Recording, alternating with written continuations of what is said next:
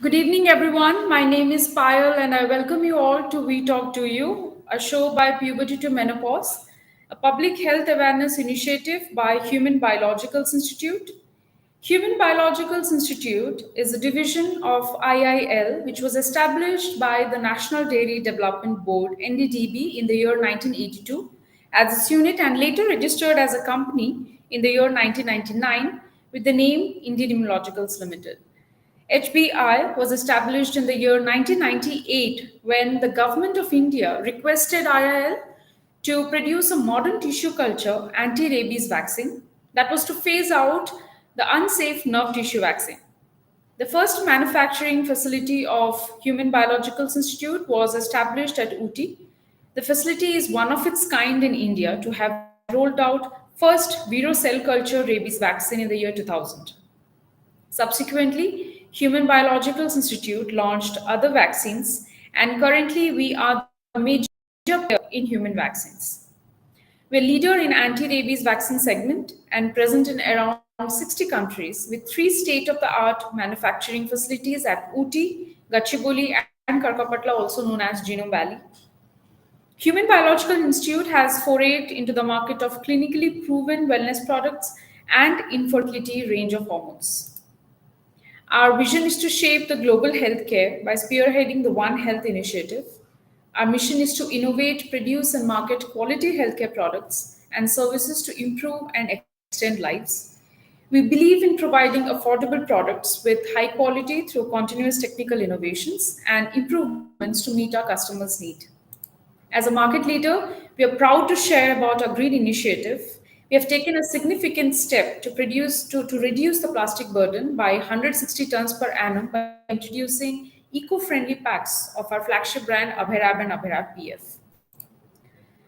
As a company, we take our corporate social responsibility very seriously. Either it's adoption of government schools where many children are benefited from this. IL is providing infrastructure and basic facilities, including help in midday meal program. Our association with NDDB through our gift milk program, we are helping around 600 school-going children in parts of Telangana and Tamil Nadu. IL has donated oxygen generation plants to TIMS Gachibowli. So these are few of our social responsibilities. Puberty to menopause is yet another corporate social responsibility by Human Biological Institute to raise awareness about women's health. You can know more about HBI, log on to www.indomin.com. So, once again, I welcome you all to We Talk Do You show. In today's session, we are going to talk about a very sensitive topic which is often ignored. See, mental health during pregnancy and after giving birth should be as important as checking for physical health during this time. Whereas mental health of new mothers in India is rarely talked about. Most women suffer through depression and anxiety during this period and after pregnancy, believing that it is part of the process and it's completely normal. In fact, many would not know if they're actually having it. So, to tackle this understanding and to help us to know more about this, I'm very happy to invite our experts for today's session. I welcome Dr. Jyoti Kalikoti, Senior Gynecologist and Infertility Specialist, Aditya Hospital. She's a celebrated doctor and infertility specialist in Chhattisgarh, India. She has helped many achieve the happiness of motherhood and helped many mothers through this journey. Our next panelist for the show today, Dr. Sonali Mohanty. She is CEO and founder of HaploCare. HaploCare is an end-to-end solution for prevention, personalized diagnosis, and treatment of mental health struggles during pregnancy and postpartum.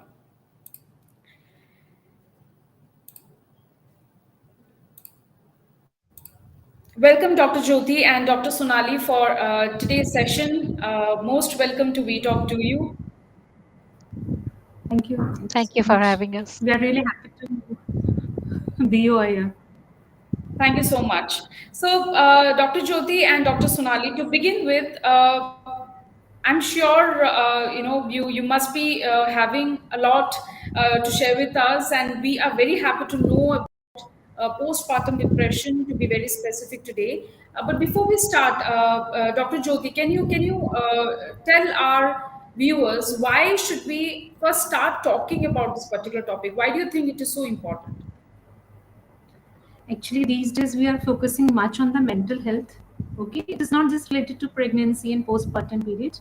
Overall, mental illness is increasing every day, like the stress factor is going increased in everybody's life. So, mental health is one of the very important aspect of our life, including all other aspects of life. So, mental illness and related issues are often looked. Often, we are not taking care much of this illnesses and mental health. So these days we are getting so many patients which are having already having some kind of psychiatric problem during pregnancy period and all. So we have to take these patients should be considered as a high risk patient and high risk intentional patient also, and we have to corroborate, like we have to take the help of many times the psychiatrist in dealing with such kind of patients. So we should be free to talk with the patient party, with the relatives who are going to be with the mother. Okay, so multimodal approach for such kind of patient is very important, and we should take care of during antenatal period only. We should recognize a high risk patient for such kind of risk factors like postpartum psychosis, so that we can deal with at very beginning, or we can avoid such kind of emergency situations in a postpartum period. So, Thank you. taking help of psychiatrists is very important, especially for such patients whom we can, even by just counseling, we can make out the mental status of the patient. Okay, we should always take a detailed medical history regarding any prolonged treatment is there, regarding any psychiatric problem. Are they taking any kind of medications? Sometimes people hide such illnesses also. So it's always good to be open with the doctor, with the physician, with the family doctor, so that they can help them out at the proper time. Thank you, That's Dr. very Jyoti. important. Thank you so much. So yes, it is of utmost important. So, Dr. Sonali, what is your take in this? Why do you think it is so important for women to take care of their mental health, and we should know about this topic today? Yeah, yeah. Well, thank you for having me. Can you hear me properly? Everything's fine. Yes, we can. So I'll start with a personal story. I had severe postpartum depression after the birth of my children. And even though I had no problems during pregnancy, nobody asked me how you're feeling. And this mental health condition that I had went on for almost 3 years. And when I looked into it further, it was astonishing to me that more than, depending on the country, a quarter of women who give birth get postpartum depression, but only less than 10% get screened for it or talk about it, and even less than that, around 2% get treated on time, and they are well. And I realized that this is something that needs to be much more out in the open. And then I did further research, and what was really, again, very surprising to me is that child development issues also happen when mother doesn't take care of her depression during pregnancy and after postpartum. It also is predictive of mental health conditions for the mother later on, during subsequent pregnancies. And then there is increasing healthcare costs.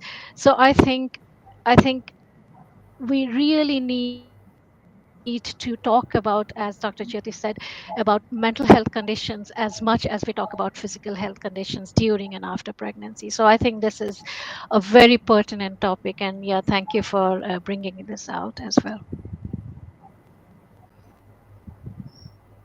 So I think we'll take up the first question again. As you said, it is very important. So please tell our audience what exactly is postpartum depression.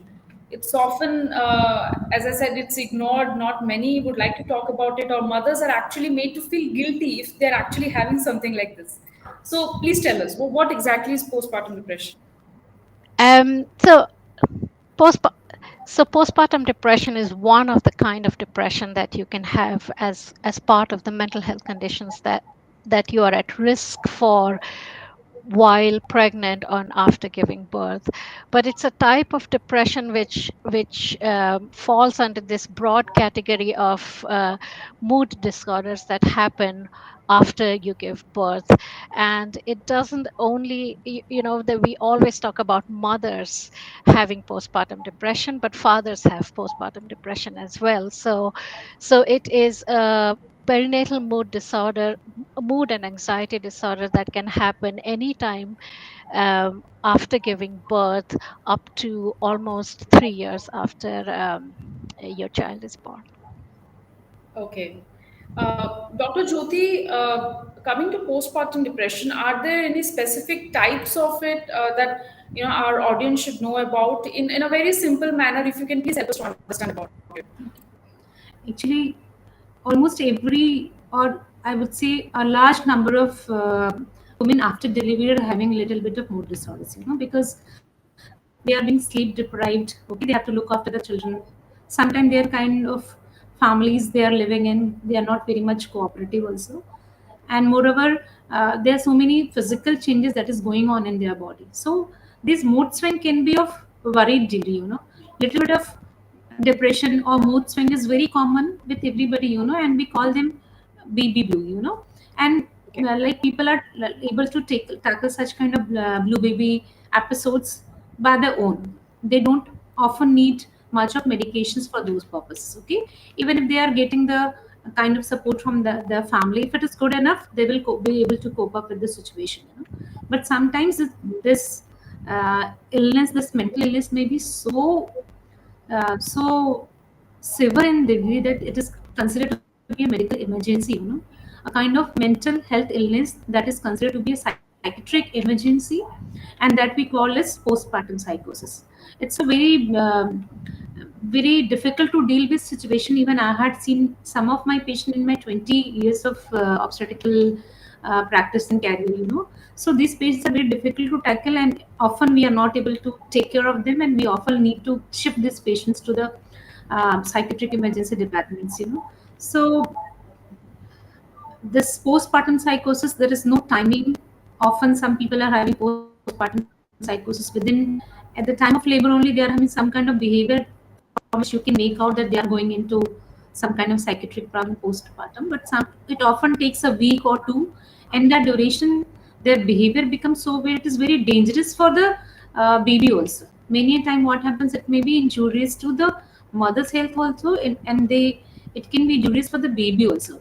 So this is a kind of mental illness emergency that has to be dealt with so many people being around the family members and the psychiatric patient and the gynecologist, so that uh, we can take her out of this situation. Many a times they need so many psychiatric antipsychotic drugs are being started for such kind of patients. So the degree varies from very mild symptoms to a very severe one.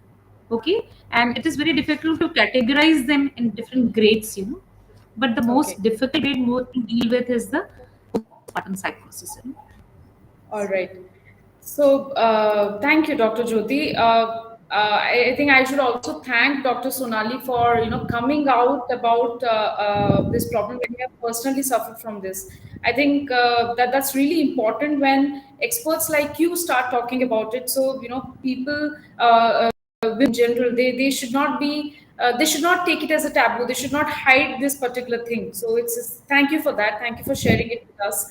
So like you have mentioned already, I think I have already gone through in the about the section that you have mentioned in your site that it was a month long struggle for you. So according to you, what do you say, like how long does postpartum depression usually last?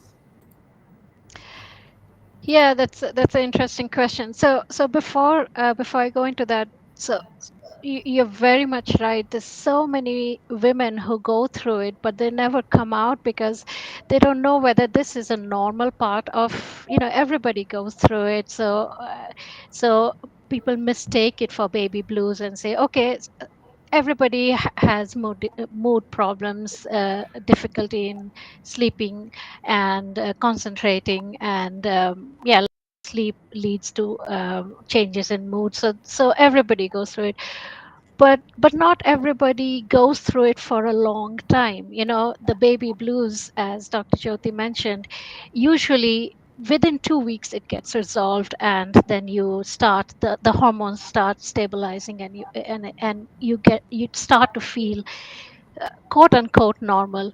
But postpartum depression goes on for much longer. According to literature, it should last for a year, but recent studies have shown that it can last as long as 3 years. And in my case, it was a little more than 3 years, it was almost 4 years. So, yes, just because your child is 2 years old or 3 years old, and you're not able to cope with it, doesn't mean that you are not going through postpartum depression. You could still be going through postpartum depression. It doesn't go away automatically after a year time. So yes, it can last up to 3 years, as recent studies have shown 3 years, but in my case it was a little bit more than 3 years. Okay. We're so I glad have that. Yes, Dr. Jyoti. I have two patients with me who had been delivered at my institution, and almost 15, 16 years back they delivered, and still they are on some kind of antipsychotic drugs. They are on antidepressant even now. So my it is a quite possibility that they might have some kind of psychiatric issues during her antenatal period also, but still persisting in their life, and it is disturbing them like anything. The whole family is disturbed for last 15, 16 years.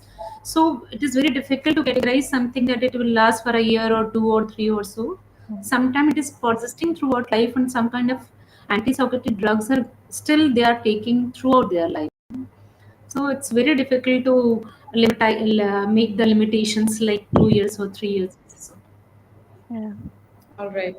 So, Dr. Jyoti, are there any specific factors which can increase the risk of being depressed after childbirth? Or there are some articles which mentions that 1 in 7 women in India currently are at the risk of being depressed, or can fall on for postpartum I think depression. the So, what factors do you say? there are so many factors which make a person prone to have such kind of psychiatric issues. Especially, I would divide these risk factors into two categories. Some medical issues are there which are connected, and I think there are so many social factors which might be related to postpartum psychosis or depression. Like medical issues, if the family history of some kind of psychiatric issues are there, like the parents are having bipolar disorders, if the patient herself is having some kind of psychiatric issues re-antenatal period, okay, and sometimes even if the woman has suffered from postpartum psychosis in the first pregnancy or the first delivery, she will have the same episode in the second pregnancies, in the consecutive pregnancies also. So that is the medical issues that might keep a person at risk of developing such kind of postpartum psychosis. Second issue, I would say there are so many social factors, like people who are having um, who are not being supported much by the family, who are undergoing some kind of other social issues. Some are indulged in drug abuse. So such kind of people are very risk of developing postpartum psychosis, especially people who don't have good family supports with them. They are nobody to take care of the child after delivery. So these social issues are also complicating or keeping a woman at risk of developing psychiatric issues after delivery. So drug abuse and this social factor and some kind of medical psychiatric issues in the family or to the patient, they all keep a person at very high risk of developing postpartum depression or psychosis. Okay. Dr. Sonali, does postpartum depression affects the baby? Yeah, that's a great question. um in the beginning, when I was doing some research on this, thinking that postpartum depression only affects the mother, or in some cases the father, is it possible that the child also gets affected? thinking about the care for the child. If the mother is not happy, if the mother is not can't take care of her own self, there is a very high chance that the mother is an autopilot or the father is an autopilot, and the child is not getting the attention that they need. But having said that, I also read some papers, and this is from Columbia University, Professor Catherine Mogg's research group. What they have shown is that depression during pregnancy, or unresolved depression during pregnancy, affects the developing child in the uterus. And so there are neurodevelopmental changes that can happen as early as pregnancy when the mother is depressed. Now, if the of course, there are also medical conditions that can happen when depression is unresolved during pregnancy. For example, there could be preterm birth, there could be preeclampsia, low weight of the child. But after the child is born, there are again factors that can determine developmental delay of the child. For example, there is known delay in language acquirement of the child. Then also, because the mother cannot take care of the child adequately, the child also gets behavioral problems later on. And when I say mother, it's not, as I always say, that it's not always the mother who gets postpartum depression. Fathers can also get postpartum depression, and it's the parents' attention and the caring that gets compromised, and that can lead to behavioral problems later on in the children as well. So yeah, short answer is yes, it can affect the baby. Okay, all right.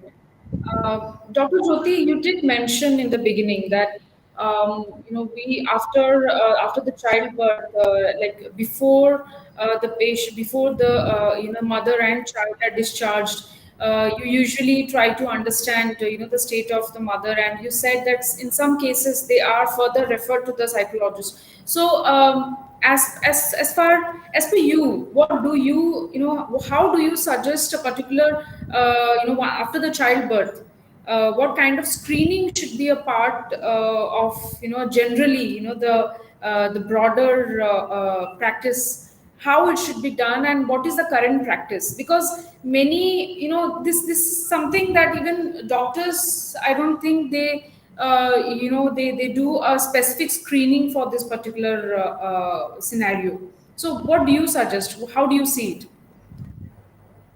I think there is no any particular screening available for such kind of people. We can basically Okay. screen those patients whom we deal with as a high risk, whom we indicate as they are the high risk for developing such kind of disease. Okay, so we need to mark who are at risk for developing postpartum psychosis. If those patients can be dealt with, we can take care of a large number of patients who are going to develop postpartum psychosis. So assessing a patient, taking proper history, that is a very important part of antenatal care, so that we can screen out the high risk patients. Okay, first thing. So these are important for those patients can be identified as a high risk, and this patient should undergo some kind of counseling treatment. This psychotherapists are there, not just medication. It is a counseling which is going to help them out. Moreover, one more thing, like we should not just see the patient only. We should keep to have counseling sessions with the patient's husband also, and the family members also. We should One more thing, we should always keep our patients. They should be like, there is a system in India that we often discharge patient within after 24 hours of delivery, but we should keep them for some longer period of time, so that we can have ample of time to assess whether this mother is having, what kind of bond she's carrying with the child, whether she's able to take care of the child or not. So that part, that initial 3 to 4 days in the postpartum period, the pediatrician and obstetrician should not just teach them how to take care of the baby, but that is a very good period when we can assess psychologically whether she's cope up with the situation or not. Okay, and if we find there is some kind of lacking in the care that she can deliver to the child. Okay, we should always consult some kind of psychiatrist. Not just psychiatrists, there are so many counselors are available over here, and we should always take help of those people. So harass patients, it's very easy to identify, to take care of. Like, we should have some counseling sessions for them. But patients who are not being identified as a high risk for developing, we should always keep these patients for 3 4 extra days in our hospital. Okay, this definitely increases a little bit of economical burden on them, but this period is very important, so that during that period, and to cope up with this new baby, like sleep, so many different kind of problems that happen in the postpartum period, we should we should have some lessons, some classes for the immediate postpartum period for the mother, that how they are going to help not just for the patient, for their family members also. We should have some kind of educational sessions, so that they can uh, identify whether the mother is going some kind of psychiatric problem or not. So sometimes it is the family members who can identify, because mostly the patient who is having postpartum depression or psychosis, they are not able themselves identify that she's having some kind of problem. They always think that they are not having any kind of illness. They won't recognize it, they won't accept it also. So the counseling of family members is also very important, and we should always have some questionnaires, some kind of educational sessions should be there, to make them aware, like what kind of symptoms she may develop in the postpartum period, that we can correlate with the psychiatric issues or psychosis or depression. So it is not just the patient, it is the whole family whom should undergo some kind of awareness programs or sessions, or some kind of setting should be there, so that we can teach them. If they are looking some abnormal behavior in the part of mother, they should always consult the obstetrician, and through them only they can go to the psychotherapist or the psychiatrist, whoever is needed at that particular period of time. So counseling of parent, counseling of family members, identifying high-risk patients, their proper counseling, and some awareness programs or lessons should be already being taught to them, so they can identify the symptoms at the earliest stage. Okay, so that is very, the family counseling is very important. Thank you, Dr. Jyoti. I think if I would just request our viewers who are with us today, you can put your questions in the chat box, or you can inbox us. You can, give your comments. We would really love to answer your questions by the end of this session. So stay tuned for more insightful discussions, which is coming right now. Thank you for joining us today. So moving forward, Dr. Jyoti and Dr. Sonali, I think this particular thing, this particular question, I'm sure many who have joined us today and who will be watching this video, especially mothers who are in their journey of pregnancy and who have just delivered a baby, and I'm sure they would really like to know about this. As far as per both of you, what are the ways that you both suggest for women to cope up with PPD, or even if not postpartum depression, if someone is is suffering or is just going through baby blues right now, what do you suggest? What are the ways they can cope up with this? As I mean, before the medication, like Dr. Jyoti mentioned, if someone is into this scenario right now, what do you suggest?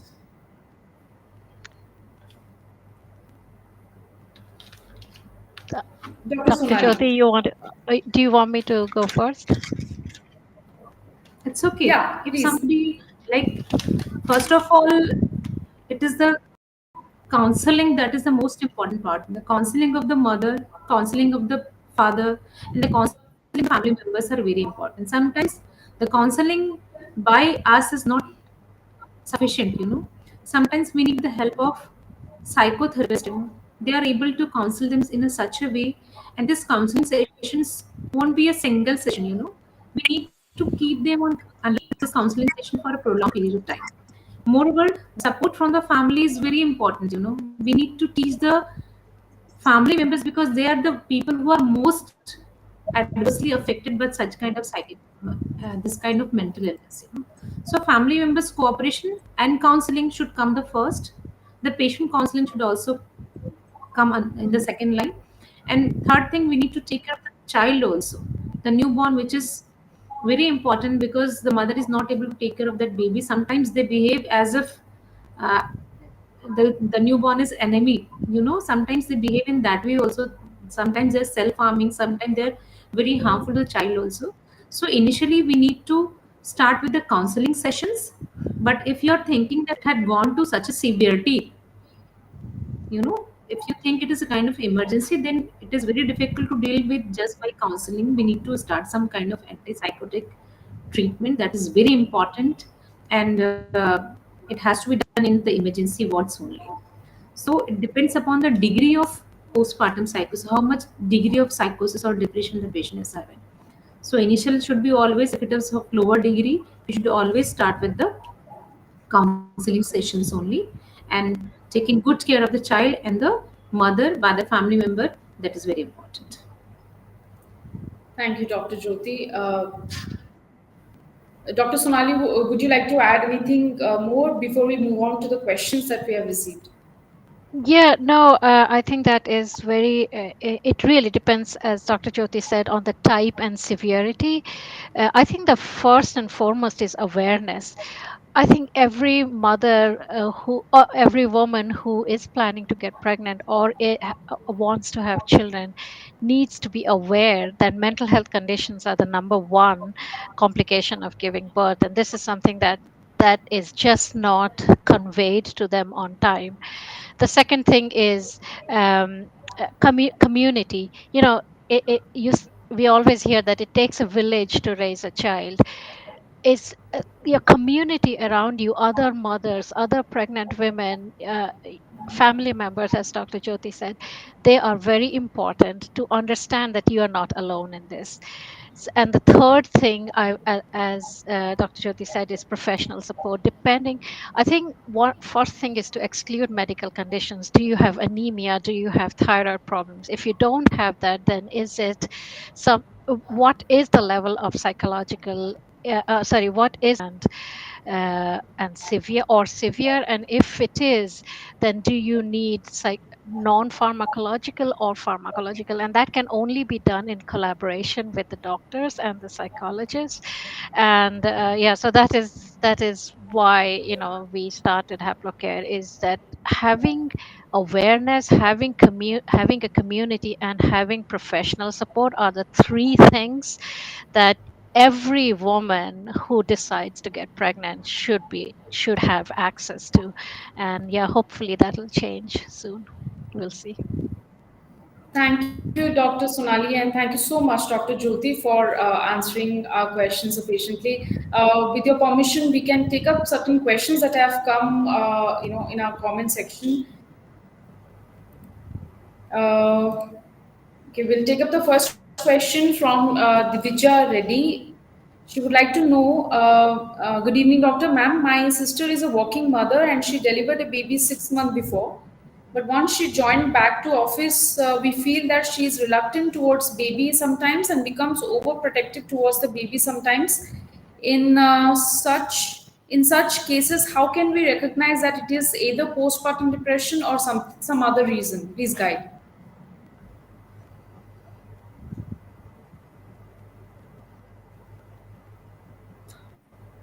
Should I? Yes, Dr. Jyoti, please. I think actually they, such kind of people usually they don't themselves accept, okay, and they don't will open up with the family members also. So I think counselors are having some questionnaires, you know, some questionnaires are there who can assess in a better way that what is going on inside the mother's brain. So always the counselors having so many mm, things in them with them that they can able to make out what they think about their child, about their profession. So counseling is again the most important part, okay, because non-professional people can't understand whether it's depression or not, okay. So it's always better to undergo counseling sessions for her, and the counselor can make out whether she is having some kind of reluctance or whether some other thing is going on inside her brain. So the counselor can make out whether she is having some kind of reluctance or whether some other thing is going on inside her brain. Yeah, I think we lost Dr. Jyoti. It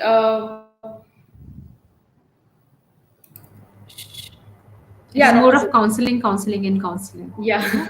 Much of such kind of, and this is why we need to take care of our baby. All right. I think there's some disturbance from Dr. Jyoti's side. Dr. Sonali, meanwhile, we can take up one more question that has come. How can working. So, Dr. Jyoti, I think we lost you in between. I Okay. think there's some connection issue. So yes, Dr. Jyoti. So we heard you saying that counseling is the most important aspect of it, and that is something that women should take it very seriously, and they should consult while going through this scenario. Thank you so Yes. much. Thank you so much for answering that. Yes, Dr. Sonali, you would like to add something to it. Yeah, I also wanted to say that EPDS is one of the questionnaires that is a self questionnaire that you can take. So in the app, we have that as one of the things that you can at any point postpartum take and find out. Of course, it's not diagnosis. You should always go to a counselor with your questions, but the screening questionnaire can tell you where in the range are you mild, moderate, or severe, and anything above 10 scores of 10 you need to contact your doctor, or 10 or 12. And there is a question there, the question number 10, that asks about harming yourself or your baby. And you don't have to, a lot of the things that you said before about women not coming out with it is also to also there is a stigma that they don't want to accept that they are harming themselves or thinking of harming their baby, which is a huge thing. But you can take these questionnaires, you can take these 10 questions, and if your scores indicate that you are going towards depression, contact your doctor. And that is one of the ways that you can, at least keep track of using a clinically validated questionnaire. Okay. All right. Uh, Dr. Jyoti, there is one more question. I think many would like to know about it. Is it safe for the baby if mother is prescribed with antidepressants as because she would be lactating?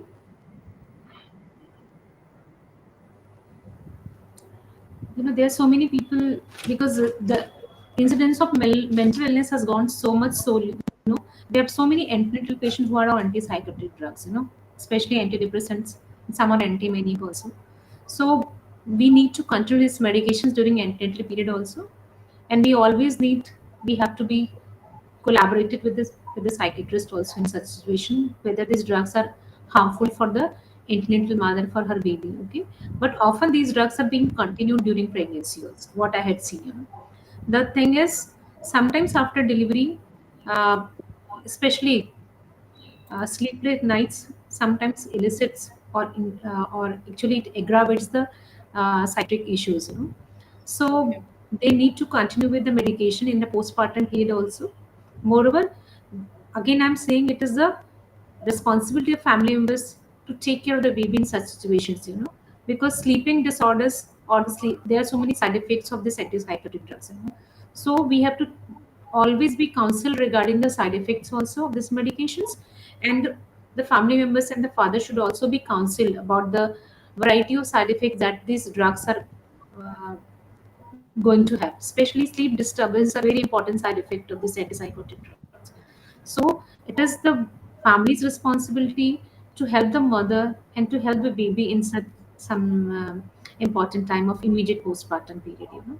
So always this is a help from the family, and because the baby is very small and mother is not able to take care of, especially in the postpartum period when this depression and other psychiatric issues are going to become aggravated. So this period is so important regarding the side effects also. So we should always take the help of psychiatrists whether the drugs are going to have some side effect on the baby also, because most of these drugs will go through lactation to the baby also. So we have to consult the psychiatrist whether this is going to have any side effect on the baby also. So always take the help of, it should be always a multimodal treatment. We need to take help of so many people in this field. of medicine, or we need to take the help of pediatricians also in such situation, whether it is going to have some kind of defect, some kind of sleep, some kind of metabolic defect in the baby. So definitely this drug might affect the newborn baby also. But we have to take care of, we have to take the advice of pediatrician and the psychiatrist, and the drug should be given in such a way that it should have a minimum side effect of the baby. You know? Thank you so much, Dr. Jyoti, for answering the question. Um, I think the other question, we have two more questions, but that has already been covered by Dr. Sonali and Dr. Jyoti during the session. Um, I would request our audience, if you have any more questions, you can put it in the comment section, or you can also message to us. We would surely get back to you with an appropriate answer from our experts. With this, I think we have come to an end to our today's session, and I wholeheartedly thank Dr. Sonali and Dr. Jyoti for being with us today and answering the questions and helping and answering the questions of our audience. Thank you so much to both of you for spending time with us, and I wish you both a very happy International Women's Day in advance. It's so wonderful, like the way Dr. Sonali had come up with such a wonderful solution to address this very important issue, and Dr. Jyoti, the way you serve women, and the way you are inspiring many by talking about it. Thank you so much, both of you, and I wish you both continue to do and to help the community with your service. Thank you so much, and I also thank our viewers today. And I would request that if you feel this particular topic would help your friends, your family, anyone you know, please do feel free to share this particular link with them. I'm sure it will help them a lot. With this, anything that Dr. Sonali and Dr. Jyoti would like to add and share it with our viewers before we wrap up. Um, Yeah, I can go first. So, first of all, thank you very much, Payal, for giving this platform for such an important topic. I cannot emphasize how many lives are affected by this, and that it should be spoken much more freely than we are doing right now. I would really suggest anyone who has who knows pregnant women or is pregnant themselves or has delivered a baby, download Haplocat. It's completely free. And you have access to a community, you have access to self-care tools, and soon we will have access to the psychologists and gynecologists so that we can work together. And I think we need everybody to take mental health conditions during this time seriously. I know personally what I went through, and I don't want anyone to go through this if I can help it. So yes, do take advantage of of something that is out there to help you. And yes, and I really enjoyed today's discussion. I also learned quite a bit. So thank you very much. Thank you. Even I would like to thank Yes, you Doctor. for inviting us and giving such a good platform. One more thing I would like to include, in this session. Like India is a very big country, and the obstetric care we are providing is very less, very less what is needed for them. So many times what happens, we are not giving much of importance to the mental health. The sessions required for the antenatal counseling and the antenatal checkups are so fast.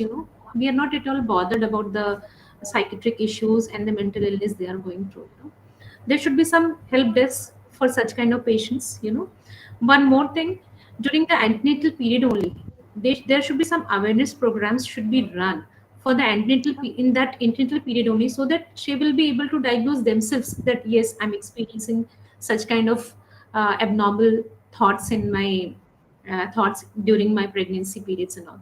So we should have some questionnaires, we should have some small shows should be there, so that they can assess themselves that yes, this kind of psychiatric problem or psychological problem I'm going through.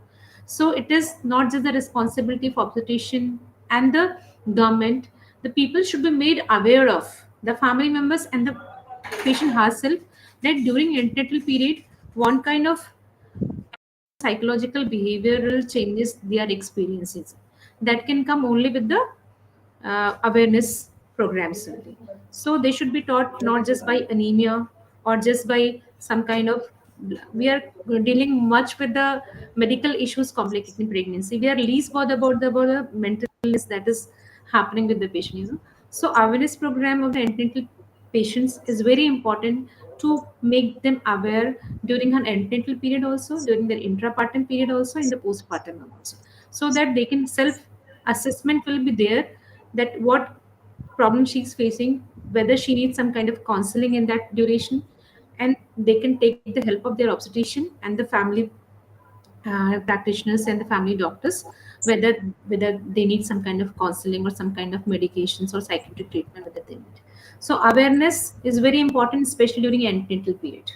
So postpartum depression can be prevented and can be dealt with in a much better way. Thank you so much, Dr. Jyoti, for such an insightful session. Thank you so much once again. And I thank all our viewers who were with us throughout the session. Thank you so much. And I would like to request you all, if you want us to talk on a specific topic, just like postpartum depression, you can surely write to us on www.pubertytomenopause.com. We would surely come back with yet another very important topic with leading experts of our country. Thank you so much once again for joining with us, and I wish all the women out there very happy International Women's Day in advance. And not just this Women's Day, every day. Please do take care of yourself, not only your physical health but mental health too. And thank you so much. Thank you so much for joining, and see you again soon in the next We Talk to You show. Thank you so much, Dr. Jyoti and Dr. Sonali. Thank you. Thank you. Thank you.